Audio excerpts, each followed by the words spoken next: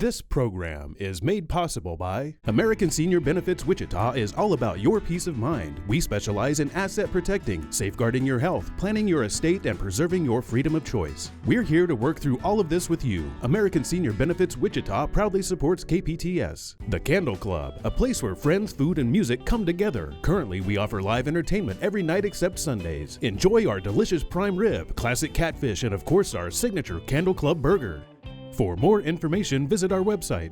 Home Health Hospice of Kansas is a locally owned and community-based provider. We offer quality health care to our patients and families, complete with love, warmth, and compassion. We'll take care of all of the details for you. For more information, please visit kansashomehealth.com. Welcome to Cedric Plaza Retirement Community. Our living options are designed to suit your specific needs and activities that you're sure to love. We believe you'll be able to see yourself here, enjoying time with friends and family. For more information, visit cedricplaza.org.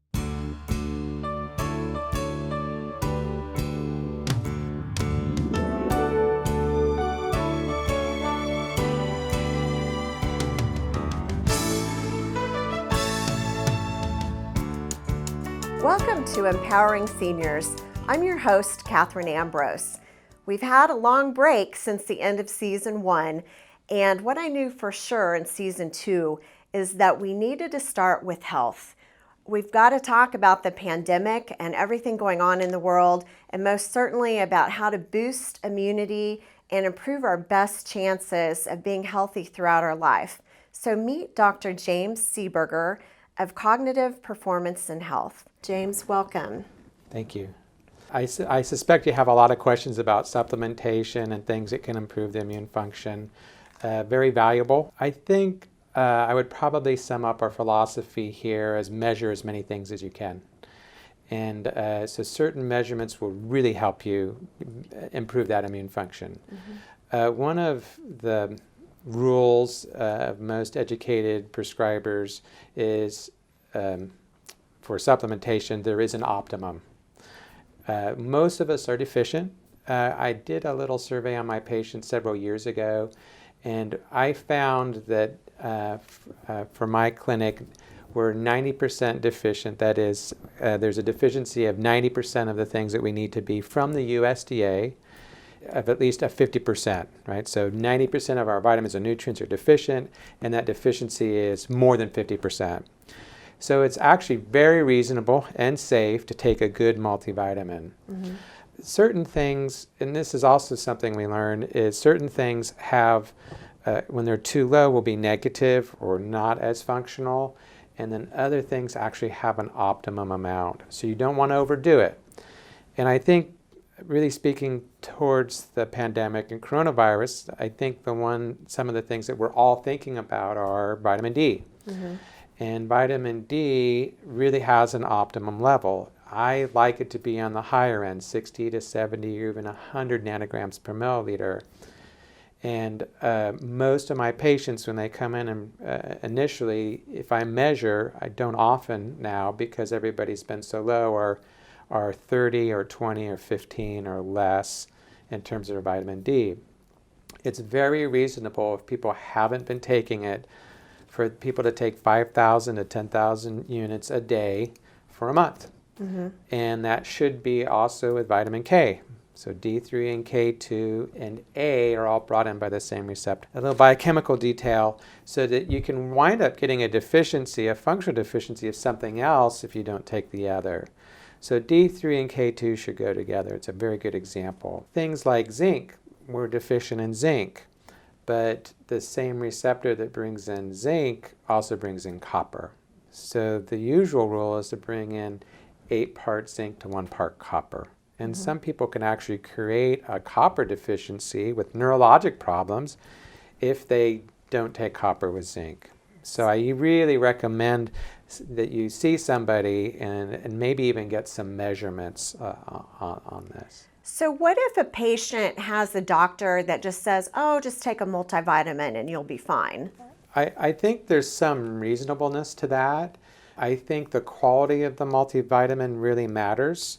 When I look at a multivitamin, I look at something that distinguishes cyano from methyl B12. So cyano B12 is common. It's in a lot of vitamin formulations, and it can actually be detrimental. So I really look and say, okay, take a good methyl B12. Methyl B12 has known upper limits of toxicity, very reasonable.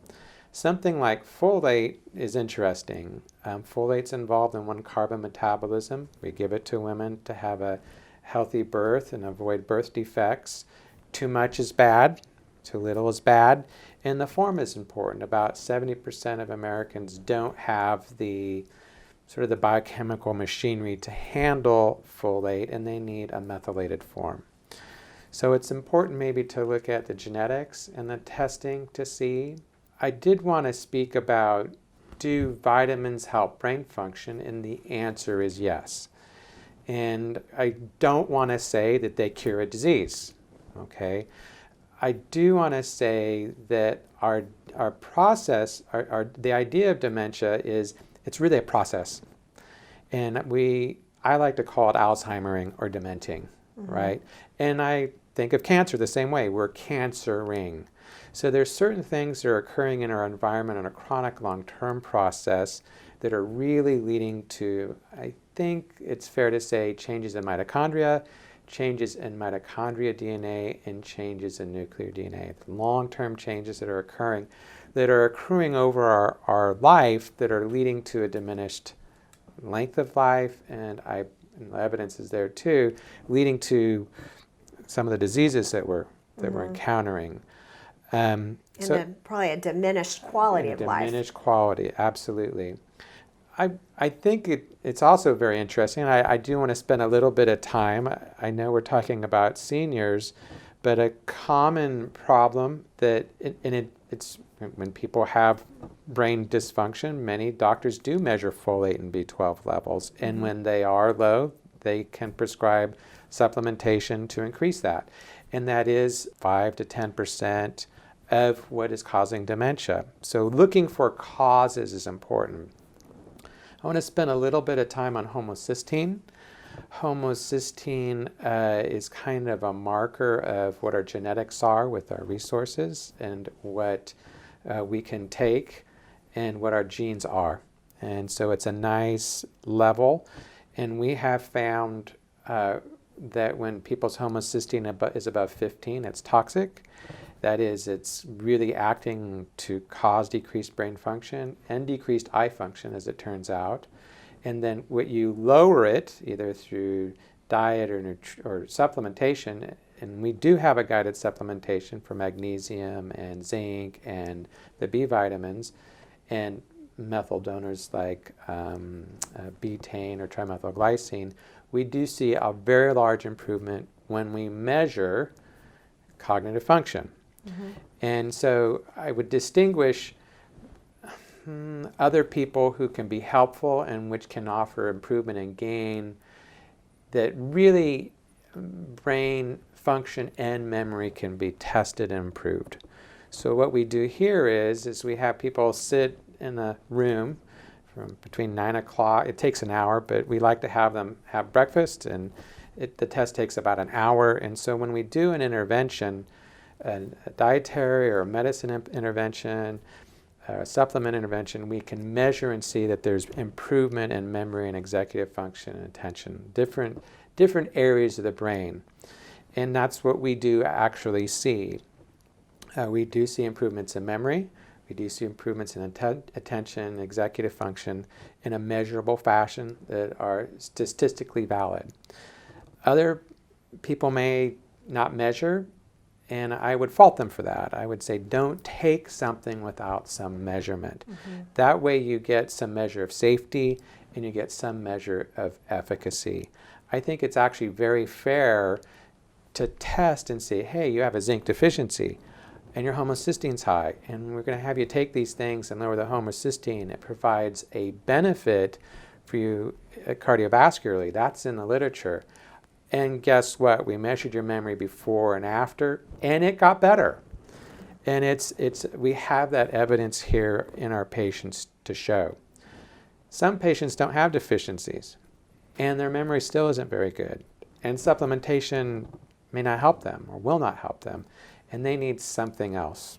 Okay, and so what we decide to do is dependent upon what the intervention is and the things that are in the environment. So boosting your immunity Yep. in order to fend off viruses, Yep.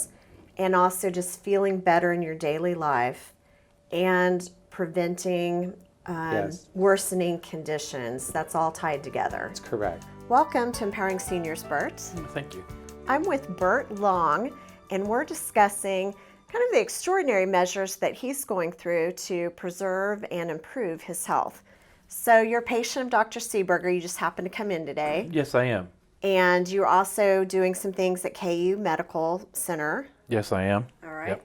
Tell us a little bit about what you're doing that might be unusual compared to maybe the normal patient that just goes back and forth to their family doctor. Some stuff I could remember, and now I remember just a little bit of my daily activities.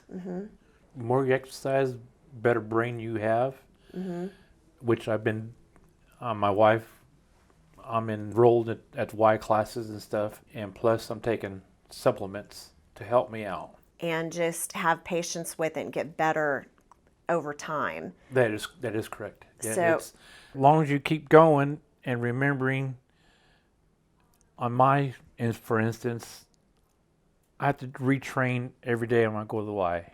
I have to retrain myself, which is kind of sad a little bit, but it is what it is. And you're taking supplements. How Yes. long have you been doing that? Oh, over a year or so. Have you noticed a difference taking the supplements and the way you feel? A little difference. There's a little difference.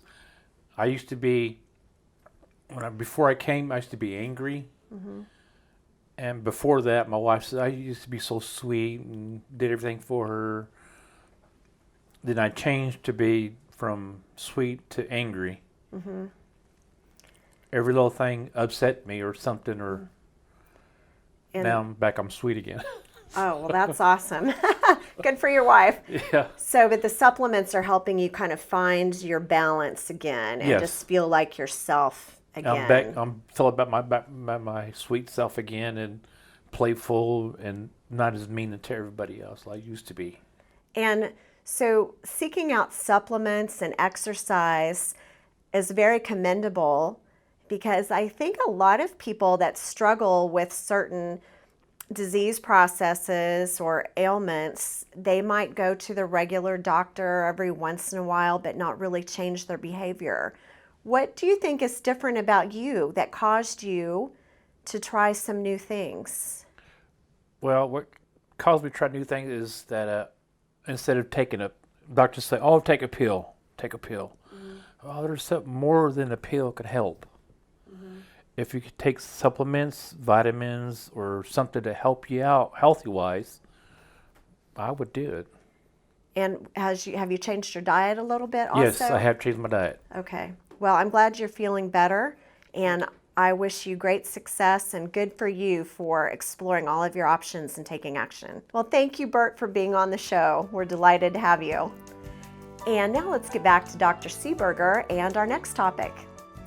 So arguably, dementia is probably right at the very top of what we fear as we age. And so paying attention to all of these things, it all works together Correct. with that as well. Part of what we've tried to do here is give a health benefit and a measurable performance benefit very quickly, within 1 to 2 weeks, sometimes within a day. And we've worked on the processes to see that and measure that. We also can demonstrate that when you do these things, take vitamin D or take the correct medicines, that besides having a performance and cognitive benefit, there's a long-term health benefit. One of the difficulties that we have in healthcare is we really start when people are sick. And so Linus Pauling from the 20th century has recognized that we have a system, and we need that system, right? I work with sick people, and I don't want them to be sick, but what causes them to be sick, we need to begin to address and work on and function on. Sickness might be the infection, health might be the soil. So if you have good soil, you don't it's much less likely that you're going to get sick. And COVID was kind of a wake-up call for a lot of people. Correct. To maybe think about exercise, stress, Correct. diet, losing weight. Correct, because it clearly impacts the people who are ill or have the least health to begin with. And we think about people with obesity and people with insulin resistance. That's clearly a part of it. I would tell you, I've spent a long time trying to understand the biochemistry of what causes that. I would tell you, people are like, well, watch diet and do these things or a supplement. I would tell you the roots of that are very deep. They are involved in our biochemistry. They're mitochondrial. That a lot of our insulin resistance is inherited from our mother and mitochondria. That's been known for the last 15 years. And then we live in an environment that clearly worsens that and makes, sort of damages our mitochondria, damages our health, makes us unhealthy. And we have to do things to reverse that. Try to reverse that. Are you talking about being exposed to chemicals and... I do. And, it was regarding dementia. One of the pinnacle studies that I read was a Cache County study that found that if a spouse had dementia, the other spouse had a 6-fold relative risk, which is astronomical. One of the books that I read that was pinnacle in changing how I looked at disease and cognitive function was Our Stolen Future by Theo Colburn and Pete Myers. And they wrote it together. It came out in the early 1990s, and it clearly documented different environmental impacts that are actually creating some of our disease states. So dementia is really an environmental illness. And so when people come to me, I'm asking about their environment and what they did, where they live, how they live. Frontal temporal lobe dementia, I have found of my 4 patients, they all had high mold levels. There's also other things that are impacting environmentally to cause this cognitive decline. So the older you are, the more you've been exposed to all Correct. these things over Correct. the years, so would make you more vulnerable Correct. to Correct. so many things. So Correct. viruses and Correct. also chronic disease. Correct. Chronic disease appears to be inherited. So some of the people who study lead in dementia, they are relating that to exposure when people were children. Does that mean that we can't change the outcome? I don't think so. I think that people are always living in a world in which they can change their health and change what their exposures are, change what they eat and drink, change how they sleep, change the medicines they take. And when you do those in a measurable fashion, that is, your memory's here, these are the exposures, you do these things, okay, now what happens to your memory? And you're different than any doctor that I've been to before, because you generally will see your patients, it sounds like maybe every month, where you're constantly working on improving Correct. things. So it's quite a different experience. And it makes me think about younger generations and seeking leverage and seeking self-care. And so to equip and educate and empower seniors, I'd like to say that by exploring the idea of maybe expand what you think as far as how many doctors you see and what kind of questions you're asking. And you can feel better by just being curious and looking for people that can help you. Whoever you go to see, ask if they can measurably improve your brain function. That to me is the question. And I think we do have the ability to do that to a long extent. It's a process, right? It's a process. It's not fair at the very end when people are exhausted at the end of a marathon to say, okay, why can't you run 100 meters quickly? Like, wait a second. We start training for the marathon early on, and our goal is to get our time here as we run a certain way. It's a different concept. It's a different concept. Don't think of it as a switch. It's on or off. It's a level. Okay. Clearly, also what we find is memory is a level. And it is also, you don't have memory and then you have memory, you have a degree of memory. A common example might be sleep. People don't sleep well. Is their memory good? No. If you improve their sleep, and maybe they need a CPAP for this, their sleep's improved and their memory is improved. Mm-hmm. Very reasonable to do those kinds of things. Medicine today is complex, and if we have a good relationship with our doctor who is a good communicator and stays abreast of all the latest techniques, I think that will help us have hope for a long and healthy life because we understand better and we have the tools and resources to help us maintain good health. I think there's a freedom in coming to a doctor who is going to really look at you and look at all parts of you, that he's going to explore, and if he doesn't understand what's going on, he is going to find out the information. And he's not going to say after 10 minutes, your time's up. I think sometimes in the past, seniors have felt like, well, I'm old now, I should limit myself, I should sit down and write my memoirs and not be as active. And, you know, you can be active, you should be active. To keep your brain healthy, you need to move, you need to sleep, you need to eat properly. And just because we're in our 70s or 80s or 90s doesn't mean we have to stop being healthy. We can continue and live a happy, healthy life. So, and the big question, early onset of symptoms when it comes to COVID. You have treated many COVID patients because you're also an ER doctor. So tell me how you would want your family to be treated. Like, I found you because my doctor referred me to the NIH website. I said, what if my family gets sick? And she had her office tell me, go to the NIH website, there's nothing we can do. And I hear all the time people are being sent home and told to rest and take ibuprofen.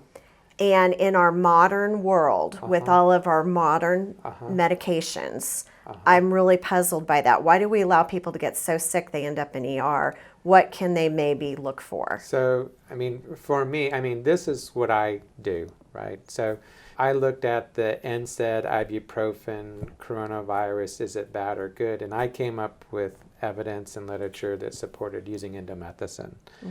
And I share it with people and I use it.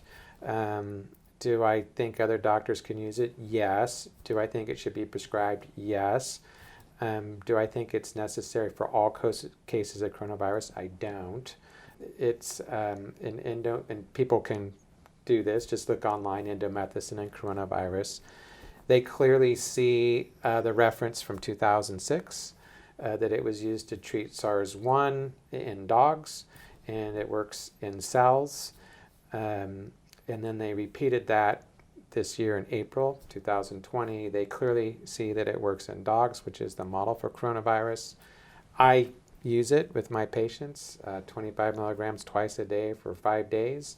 And I also use a proton pump inhibitor because that medicine can be hard on the stomach. I use it carefully because it can affect kidney function and it can affect the stomach lining. Do I have good results? I have good results with this. Could other people use this? They can. Ask their physicians to look at it and see if that would help them.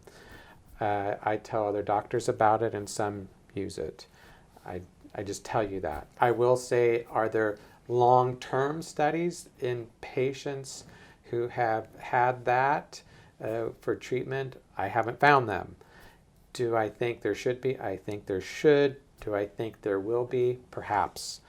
When it comes to me taking care of my patients, I use what I find works, what the literature supports, and I use it in a safe fashion. So, Doctor, you've given some great words of advice and some clues when it comes to COVID and boosting immunity. We talked about dementia.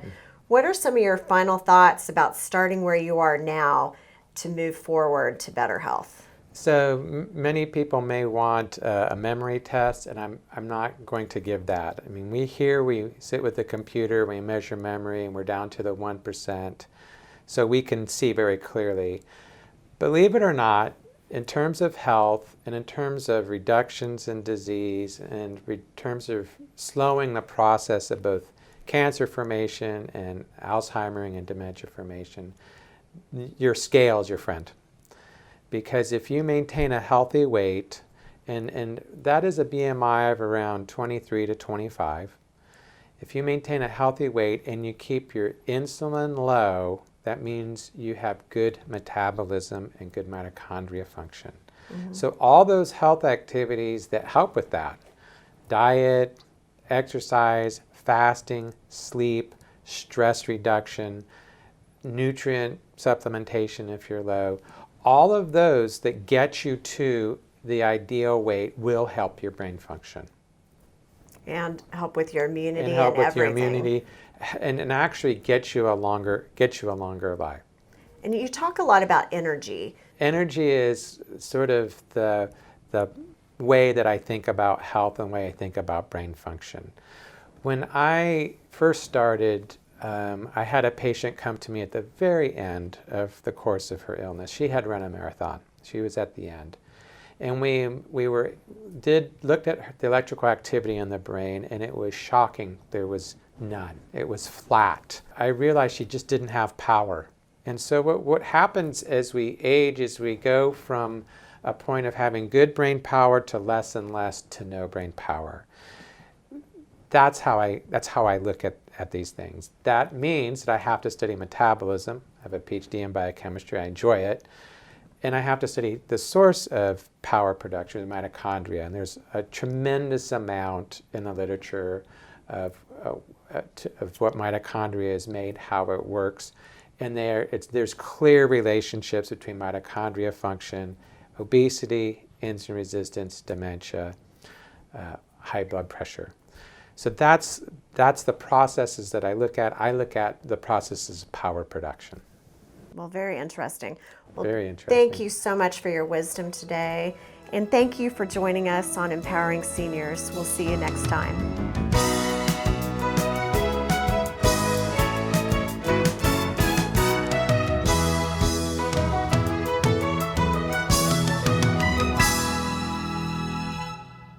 This program is made possible by American Senior Benefits Wichita is all about your peace of mind. We specialize in asset protecting, safeguarding your health, planning your estate, and preserving your freedom of choice. We're here to work through all of this with you. American Senior Benefits Wichita proudly supports KPTS. The Candle Club, a place where friends, food, and music come together. Currently, we offer live entertainment every night except Sundays. Enjoy our delicious prime rib, classic catfish, and of course our signature Candle Club burger. For more information, visit our website. Home Health Hospice of Kansas is a locally owned and community-based provider. We offer quality health care to our patients and families, complete with love, warmth, and compassion. We'll take care of all of the details for you. For more information, please visit kansashomehealth.com. Welcome to Cedric Plaza Retirement Community. Our living options are designed to suit your specific needs and activities that you're sure to love. We believe you'll be able to see yourself here, enjoying time with friends and family. For more information, visit cedricplaza.org.